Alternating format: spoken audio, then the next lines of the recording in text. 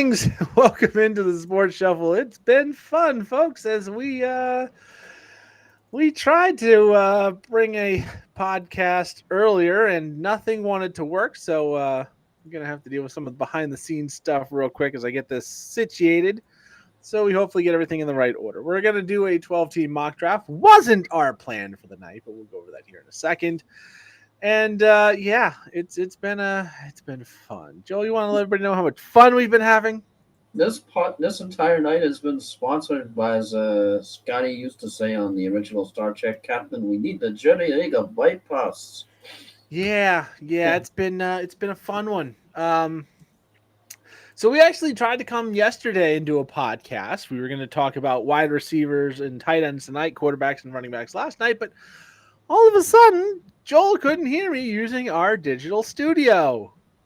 Not a big deal. I mean, unless you feel like you need to, talk to the other person at all. Have a conversation. Ryan says something. I respond to what Ryan says. I ask Ryan a question. Ryan responds to what I say. I mean, that's usually how things flow.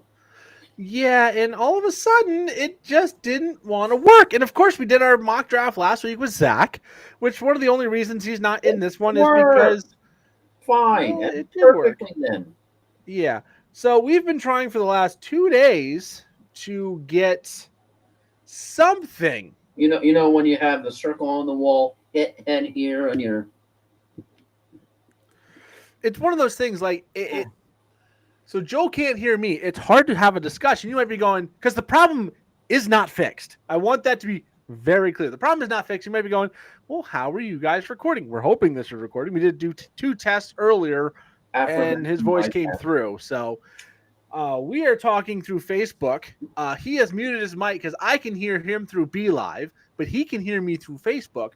That way, there's not a significant enough lag where we have to be like, hey, Joel, how's it going? And wait 30 seconds for that part of the video to catch up as he's watching on YouTube and be like, I'm pretty good. How are you? Of course, I am flying Ryan Gokers along with. Wait 30 seconds later, Tampa Motormouth. Hours later. So we started trying this at 6 p.m. yesterday. That would actually be 30 seconds later.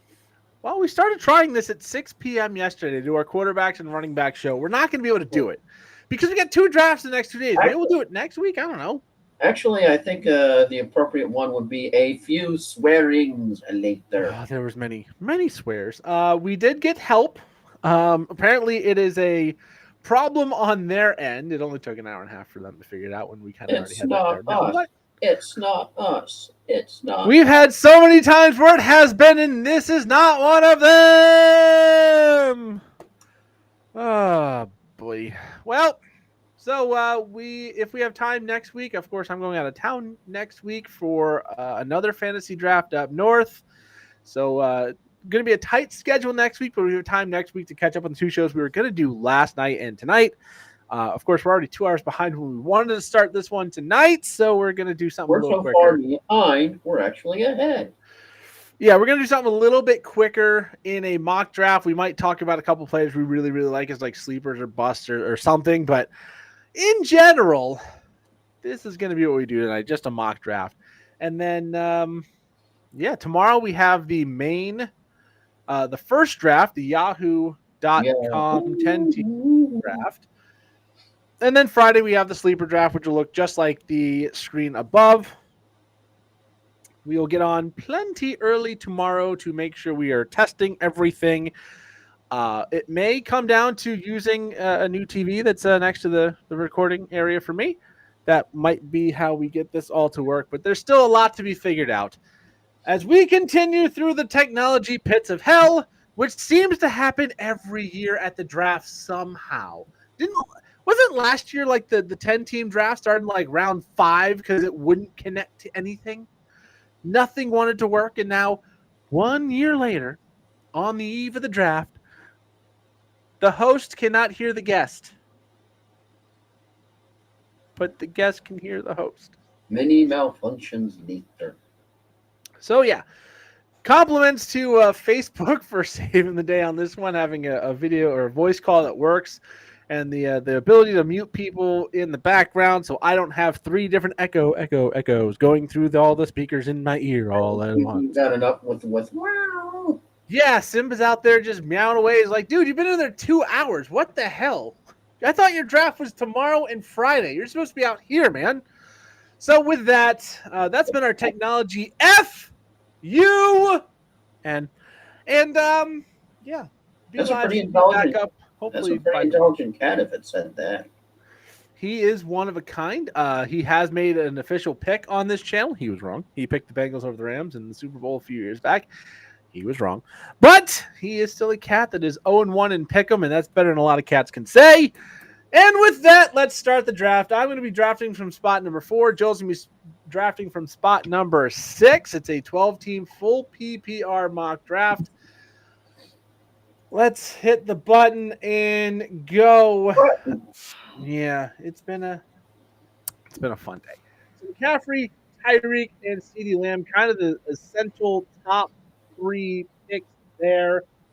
And then it gets a little bit interesting because Jefferson, of course, J.J. McCarthy out for the season. I don't know how much you're trusting with Sam Darnold. Chase, I think, is next off the board for sure. I'm not really looking at Bijan or Brees in a full PPR league here. And Amon-Ra would be in consideration. But let's go with Jamar Chase. He's just too good to pass up there. Then Jefferson over to Joel. And you've got Bijan, Amon-Ra, St. Brown. I'm actually kind of going to go a little bit out of the ordinary and go Brees Hall. I don't hate it. I mean, if I was going to go running back, those were definitely 2 I was going to be between. I probably would have leaned towards Bijan just because there's the rumors that he's going to be like the Christian McCaffrey of that offense. And if anybody's like the Christian McCaffrey of any offense, he's going to be worth it. Back to Joel after some picks were made in the process. Oh boy, we've got Drake London, all the Atlanta talk and hype, Chris Olave. You're not really sure how much faith you have in the Saints and Derek Carr, and Dennis Allen going to be one of the first coaches fired this year. Brandon Ayuk seems like a sure pick, but you're not really sure where his head's going to be, especially after all the contract negotiations. And Mike Evans, but I'm not sure if I want to reach all the way down, even though I'm a Buck fanatic. And as I know, I'm approaching the minute time. Evan's going to be on the cusp of your next pick if you don't reach. So it's possible he gets back to you. So we'll go with the safe pick. Drake London. Okay, that makes some sense. I was hoping for Derrick Henry for a little bit of a safer running back 1. I'm not looking at Josh Allen. I'm not looking at Travis Kelce. Joel, I don't know if I've talked to you about this stat, but do you know how many wide receiver 1 weeks out of 31 Chris Olave has had? That is a top 12 wide receiver on the week out of 31 starts. How many wide receiver 1 finishes he's had on a week? Maybe more than 10? 5. Ooh. He has had a total of 5 wide receiver 1 weeks. I overestimated. Yeah, it doesn't show his finishes on here like it does on the app. Sleeper, if you don't know, is more app-based, but on the app it'll show you what wide receiver level you finished. I do know who I'm going to take, so I can talk here for a second. But he's only got 5. He is a great wide receiver, a lot of wide receiver 2 weeks, but as far as like league winning potential, I just don't think Chris Olave is that guy. If you need if you're in a dynasty league and you're going to be your wide receiver number 3, something to pace that bottom of your starting lineup, that's fantastic. But as a wide receiver 1, or even in this case, a wide receiver 2, not what I'm looking for. I'm going to go with the Dolphin, Devon Achane. I don't hate that pick. Good He is an absolute burner, and my plan's going to work out perfectly because I said I wasn't going after Allen, Kelce, Laporta, Mahomes. I'm not going after a quarterback and a tight end in round number 2 or early round 3. I just dogged Chris Olave, so obviously he wasn't my target. I was going to go for the guy I'm going to draft is Isaiah Pacheco, the running back for the Chiefs. He seems like he's going to get a lot of good opportunity this year. If it wasn't for Ayuk's indecision on where he's going to play. I'd be much more interested in him right now. He is a good player with San Francisco. How he would be with another team like Pittsburgh with Russell Wilson and Brandon Ayuk, I don't know. But all of that being said, I am going to take Isaiah Pacheco. I think he is a little bit more secure, and Evan's not quite getting back to Joel. But I think Pacheco is a nice, safe running back who has a lot of upside, and Achane is a much riskier running back with enormous blow-up, monster week potential, as we saw last year. Well, tell you, I can't take Mike Evans, but I'll tell you who I can take. One, Rachaad White, because you got to get those RBs early. Yeah, Rachaad White. The Bucs weren't very efficient on the ground last year, but they volume played it, and it was all Rachaad White. And still not many running backs who went off the board. Again, this is a PPR scoring format, so that's not a surprise. But again, Ayuk, Nico, Debo, Diggs, two Texans wide receivers in the third round, and Tank Dell's not far off the board. Two kind of definite risky choices, I think you could say. Would you go with Joe Mixon on the new team with Houston, or Alvin Kamara, who proved even with the 3-game suspension that he was still a league winner last year?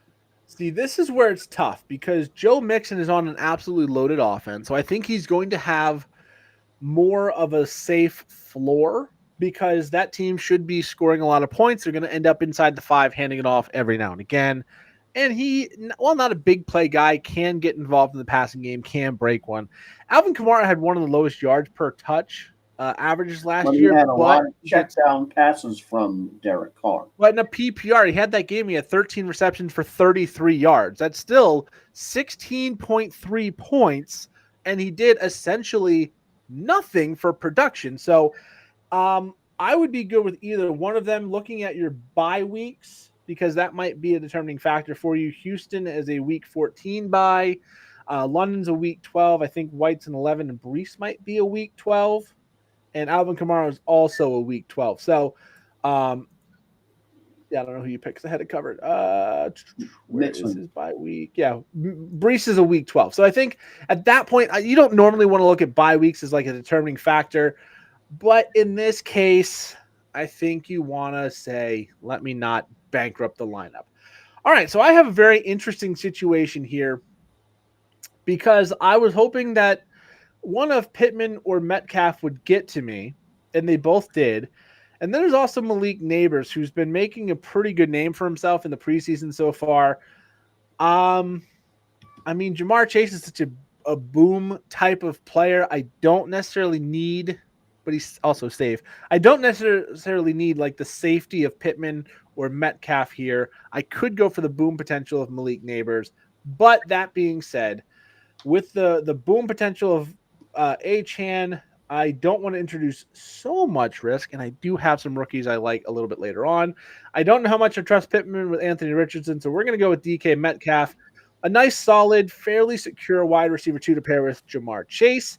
If Neighbors would have gotten back to me, he would have been my pick, but unfortunately he didn't. And then we're going with one of the guys I have been picking up all over the place in these mock drafts, and that is the lowest Texan off the board. That in this one is actually the lowest one because Mixon's gone, Diggs and Collins gone, Stroud is gone. I'm going to take Tank Dell.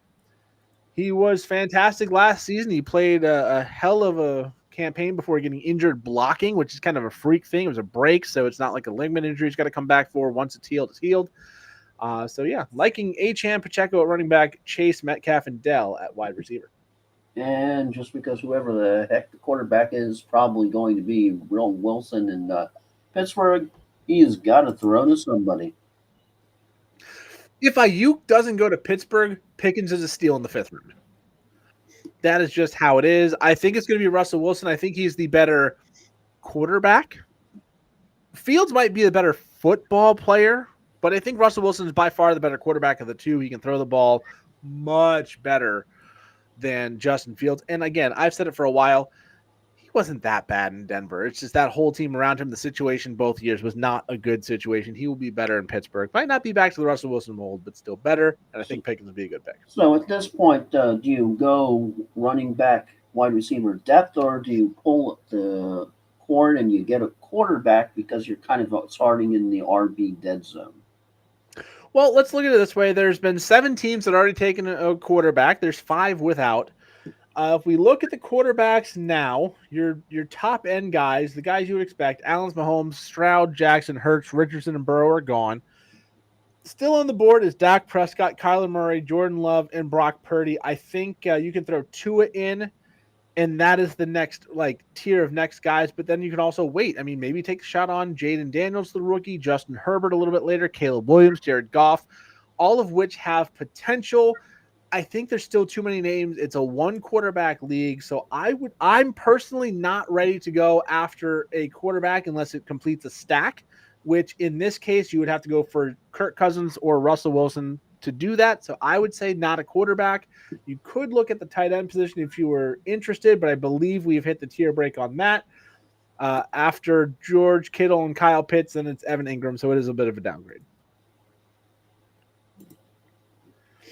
So I talked while he thought, and he goes DeAndre Swift. That makes some sense. All right, back to me.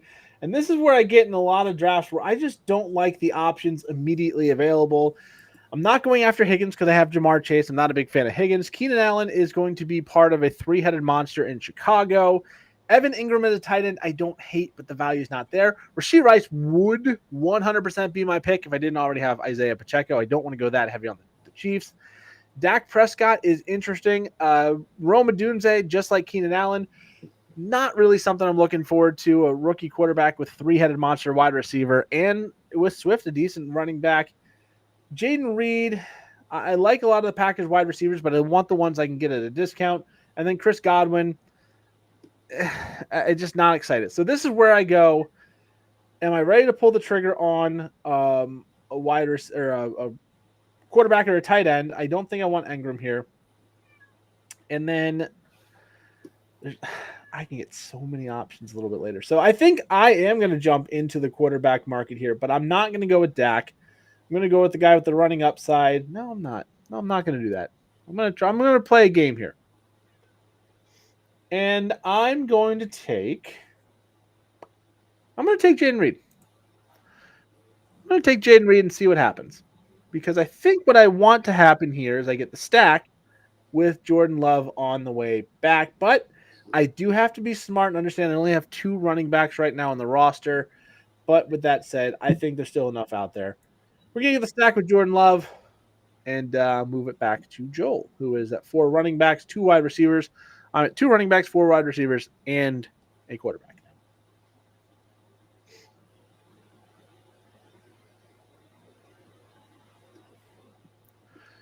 Joel on the clock for 1:40.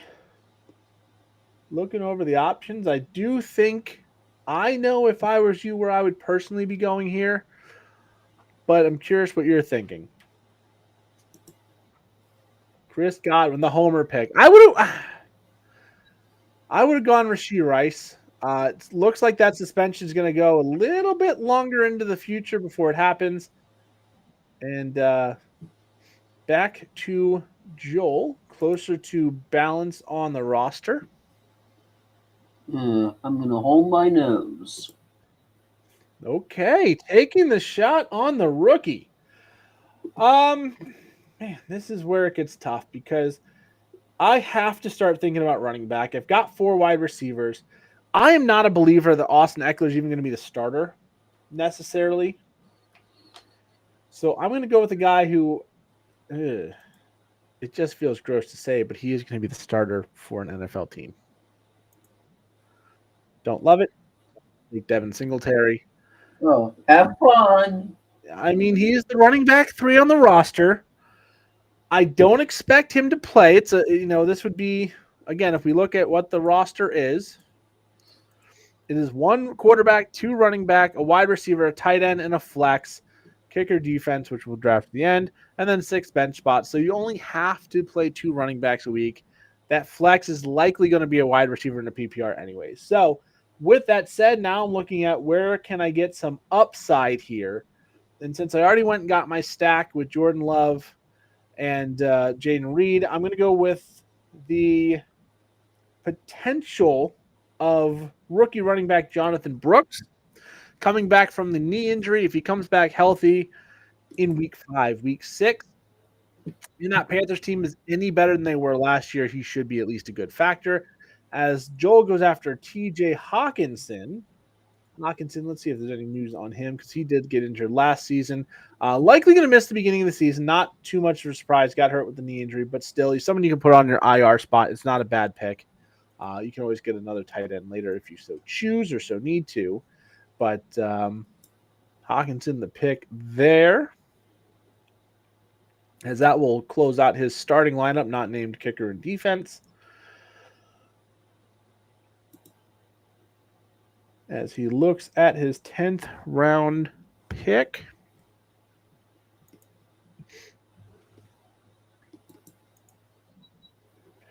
All right, so he takes Zeke, which would have been in consideration for me. I'm going to go with Courtland Sutton. Bo Nix officially named the starter, and he's looked very, very good. We know Courtland Sutton's a good wide receiver. So I'll take him. See how that looks. He's got to be better than Denver's last quarterback. Hey-o. I mean, you would think. So we've got 5 picks left. If Jaden Daniels was available, I think I would take him as a backup just because he's got massive amounts of upside, but Team 7 already did that as a backup, so that's an interesting way to go. We're getting to the point where kickers start popping in, so we're going to reduce this down to flex. And I am going to, oh boy, we're starting to run out of good names. No, you don't have to take Justin Herbert, your favorite quarterback in the world. Hey, I mean, I don't like him because as soon as I got on board, he was like, I'm going to start sucking again. All right, I'm going to take Chuba Hubbard, who, when I have Jonathan Brooks coming back from the injury later in the season, now I have Chuba Hubbard to start the season. He was fantastic last year. If we look at what he did last season, he was the RB 26, and you got to remember he split time with Miles Sanders early in the season, so he should be a running back too. It's not something spectacular, but as he's the 5th one I've drafted, so be it. There's the Pat Freiermuth pickup for Joel. That makes sense with Hawkinson coming off the injury that you will definitely have him now. I still do need a tight end. I should probably keep an eye on that, but I'm getting to the point of, well, screw it. All these guys are nothing. Joel back on the clock with 4 picks to go. Kicker defense still required for Joel, and then 2 bench spots. I have a kicker defense and tight end and 1 bench spot left to go. Oh, kickers already come off the board in round number 10 and 11, or 11 and 12 as Joel jumps on that train. As I look at the tight ends right now, I don't want Musgrave because that would be a super stack, and I don't want that. I'm going to go with a guy I don't mind cutting if he's bad, and Ben Sennett, rookie tight end for the Washington Commanders. And then I got 1 more bench spot, so I got to take someone who I think might contribute, and that's going to be Rico Dowdle. He might be the number 1 in Dallas. We don't know. Zeke Elliott's the bigger name, but Zeke Elliott is also pushing 30. Who knows how much gas in the tank? Rico Dowdle's a little bit younger, maybe a little bit more secure. As we come down to the last 2 picks, Joel has already got kicker and defense on the board. Those are my 2 last picks.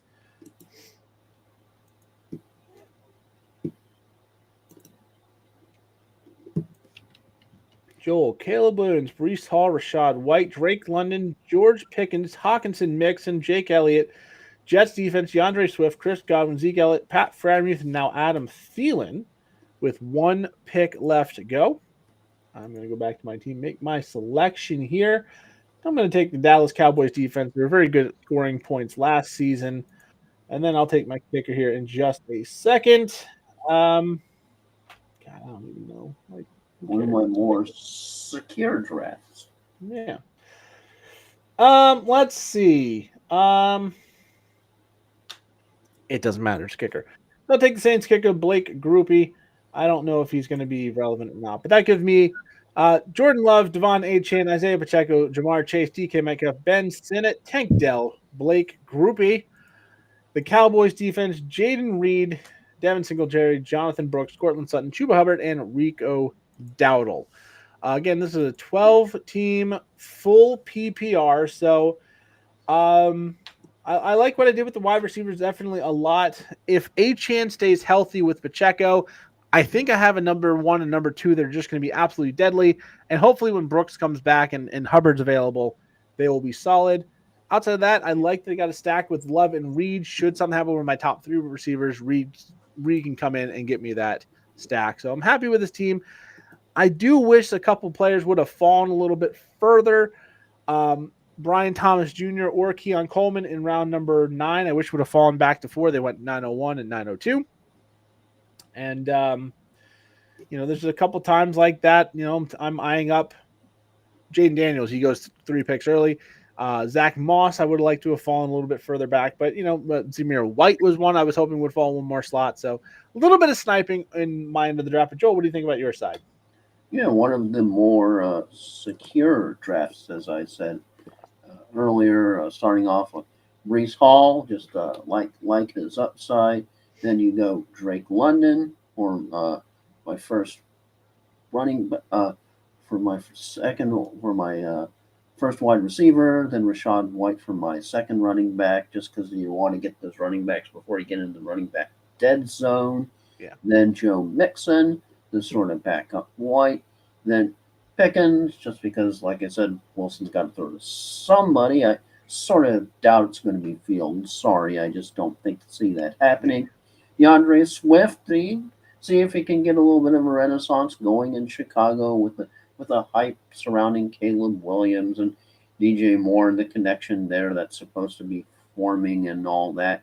Chris Godwin, you just sort of feel like the sun is starting to set on this Bucs offense as you have Mike Evans getting up there in age, Chris Godwin getting up there in ages. Maybe they can get one more crown and maybe 1 or 2 more wins.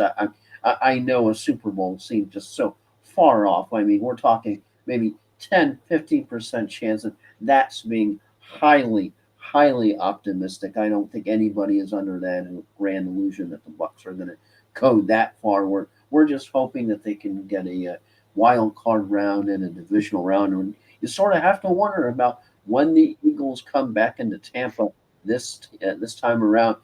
Are they going to smack the Bucs around and try to get a little revenge? Because the Bucs really just made them look so bad in that playoffs. And then, of course, all the questions surrounding Caleb Williams. Can he produce? Yeah, so much hype around the young man, his idiosyncrasies and his behavior off the field. And we can see if he can put something together and turn Chicago into a team that can maybe be respected again. Can TJ Hawkinson reclaim any of his glory years? We'll see. He had an up and down kind of season in Minnesota. We'll see if he can have another one, this time without Kirk Cousins at the helm. So, going to be, especially with the J.J. McCarthy injury, going to have to see how that affects the whole team in general. And how about the Double E back in Dallas after his brief foray to the frozen north in New England? So, had a good time up there. We'll see if he can keep up some numbers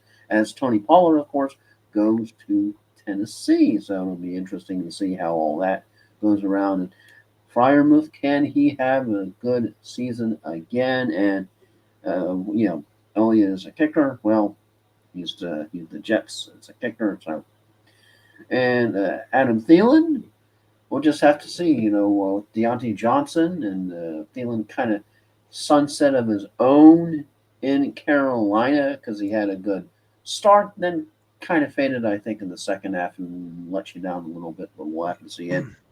Who knows? Kate Otten, just he had a couple of flashes last year. Have to see if he can have some more this year. But it's kind of an up and down team, but I like it. Yeah, it's not too bad. Maybe a touch thin at the wide receiver spot, but all in all, I mean, solid at the top with Brees, Rashad White, Joe Mixon, and George Pickens. That's going to be your starters most weeks. So I think Godwin's good enough. So what are one of the 2 different picks that you might have done in my stead? Well, let's see. For me, where you're at, I think when you pick Hawkinson, I might have considered maybe like a Christian Watson from Green Bay or possibly, I know it's a little bit more of a reach, Jameson Williams, or even Romeo Dobbs. I do know when you went for Elliott, that was your running back 5. So in that range, there were a couple of options. I'm just looking at stuff that went after your guy. The Freiermuth pick, I think, is what's going to end up being your tight end 1 to start the season. That's not a problem. And then obviously for me, it's knock those kickers and defenses down a little bit, and maybe go after like a Jerry Jeudy, Rico Dowdle, Mike Williams with those Elliott and Jet spots, because you can get those guys a little bit later. But Thielen, if he has anything like what he did last season, he's going to be all right, at least for some of the time. He's your wide receiver 4, shouldn't be counted on too often. And then Cade Otton, like you said, he's got the potential of being an upside. 3 tight ends, not necessarily the ideal, but again, Hockenson with a draft like this would go immediately to the IR slot, and then you have a free waiver pickup to pick up whoever you want. So more than likely, once the 16 team, whoever the freak is available. yeah, I mean, this is a 12-team league, and you already see where, Marshawn Lloyd and Tyrone Tracy, who are clear backups, are being taken. Jalen Wright, Ty Chandler, Algier, Charbonnet. So we will see how that goes. Anyways, Joel, if you've got a final thought, let me know. My final thought is bugs are fun, aren't they? Yeah, it's been super fun. Yeah, I think that's where we're gonna leave it. It's been quite a night. We'll be back tomorrow with our main draft. Oh, my other final thought is, as I said off air, this entire week is being sponsored by the Sports Shuffles patron saint. Originally, when we were forming this entire podcast at our former place of work many, many, many, many eons ago, with a squeak toy, as we would, instead of saying a certain expletive, we would go, and that's pretty much been the theme for this week. Yeah. Yeah. Anyways, with that, I've been flying Ryan Gokers along with, hopefully without the echo, Tampa Motormouth, Joel Verlin. And with that, we gone.